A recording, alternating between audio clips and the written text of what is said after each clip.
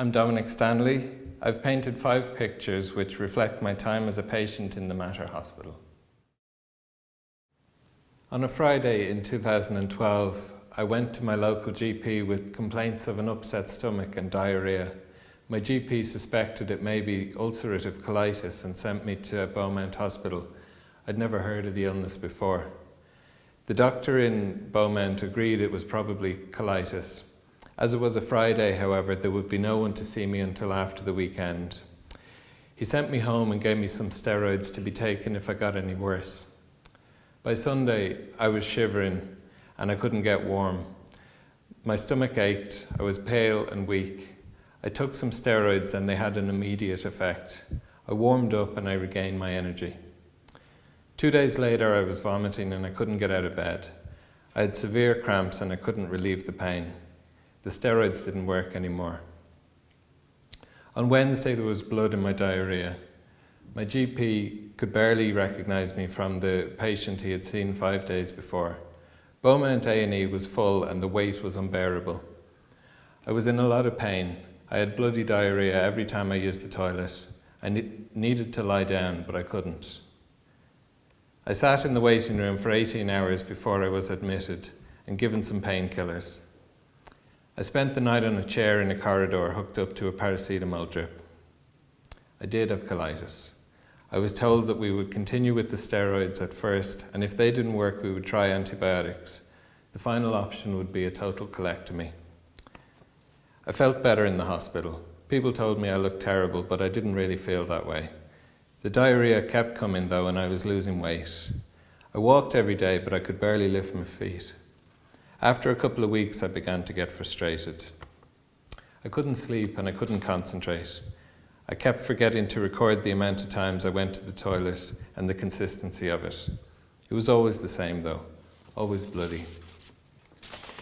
The antibiotics were just as ineffective as the steroids. After 4 weeks in the hospital, I felt like I was stuck.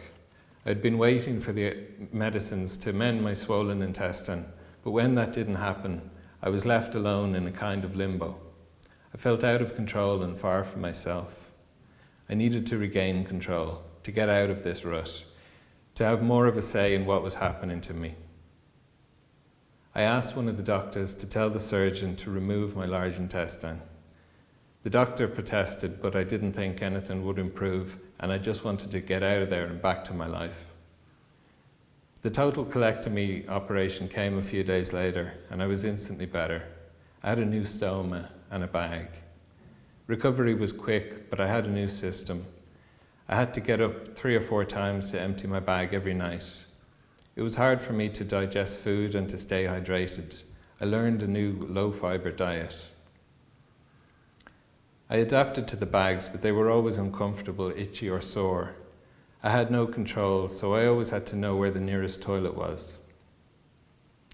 Sometimes the bag would fill completely in a few seconds. Occasionally it would burst while I was out and I would have to rush home, catching the leakage in my coat. Often I would soil my bed sheets. I was always keen on reversal. I ended up waiting over 2 years. The wait was frustrating and humiliating. I had no idea I would have to wait that long. My life was put on hold. I rang the hospital every week, but there was never anybody for me to talk to. I was passed from one department to another, always somebody else's problem. The term elective procedure kept being thrown back at me as if my operation was trivial. Eventually, I was snuck in to replace a late cancellation before anybody could act. The first operation was successful. It began as a keyhole surgery, but I had to be cut open at some point. A new pouch was built in my stomach and I was stapled shut. I moved on to the Mater for the second part of my reversal. My small intestine was attached to the new pouch and everything was put back inside. But it didn't last. 2 days later, I was sent for an X-ray and they found some leakage where the intestine met the pouch. The surgery would have to be undone. I was devastated. I woke up in the HDU and I couldn't move. The leakage had poisoned me.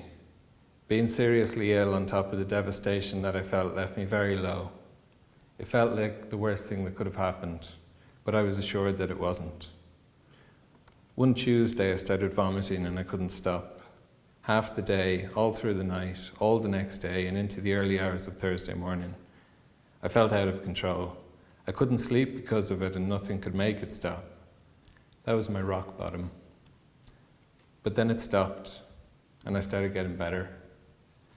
It took a full year for me to recover. During that time, I painted 5 pictures. The pictures reflect a patient's view of the Mater Hospital. They will be on display in the Whitty corridor of the hospital by the end of this week. It was a big thing for me to walk back into hospital and try again, but I was grateful for the chance to do so. In August 2015, we tried the operation again, and it was a success. My life is better now. I'm healthy. My digestive system works well. Food doesn't travel through me too quickly. I can eat and drink a wider range of things. I don't use the toilet as much as before. I don't get dehydrated as much, and my energy levels are continuing to improve. Thank you.